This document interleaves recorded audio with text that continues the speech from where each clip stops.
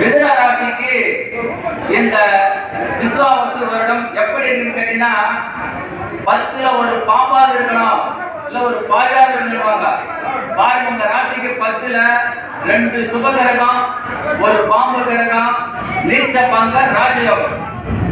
ஏனென்றால் அங்கு சுக்கிரன் உச்சம், புதன் நீச்சம், நீச்ச பங்க ராஜயோகம் பெற்று அற்புதமான நிலையில் அமர்கிறது. இதுவரைக்கும் நீங்க கடன் சுமையில இருந்தவங்கன்னா கடன் தீரும், மறைமுக எதிர்ப்புகள் விலகும். நீண்ட நாளா நீங்க திட்டம் போட்டு பாருங்க, அந்த திட்டத்திற்கு ஒரு வெற்றியோ இல்ல ஒரு விடையோ கிடைக்கும். நீங்கள் கண்ட கனவு பலிக்கும். ஏன்னா 10ஆம் இடம் தொழில் ஆரம்பிக்க போறீங்க, இல்ல தொழில் ஆரம்பிக்க நினைச்சிருப்பீங்க, இல்ல தொழில் தேடிட்டு இருப்பீங்க.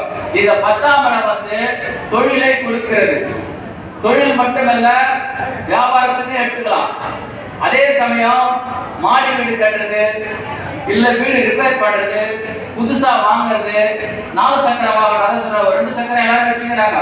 4 சக்கர வாகனங்கள் 10ஆம் இடம் கனரக வாகனங்களை குறிப்பதும், 2 அடுக்கு மாடி வீடை குறிப்பதும், தொழிலை குறிப்பதும், கர்மஸ்தானத்தையும் குறிக்கிற இடம். ஆக இந்த மிதுன ராசிக்கு 10ஆம் இடத்திலே உங்கள் ராசி அதிபதியும் 10ல ஒரு கிரகம் பணக்காரன். அதே சமயம் 10ல ஒரு பாம்பையாவது போடு, இல்ல ஒரு பாவையாவது போடுவாங்க. ஆக உங்களுக்கு ராசி அதிபதியும் 10ல உங்களுக்கு பார்க்க சொல்ல, உங்கள் ராசிக்கு 5ஆம் இடத்துக்கு அதிபதி சுக்கிரனும் 10ல, ராகு பகவான் 10ல. ராகு 10ல என்னன்னு கேட்டீங்கன்னா, அந்த குவாரியா செய்யற மலை கல் குவாரி, அதெல்லாம் ரொம்ப ரொம்ப அதிகமான கை கொடுக்கும்.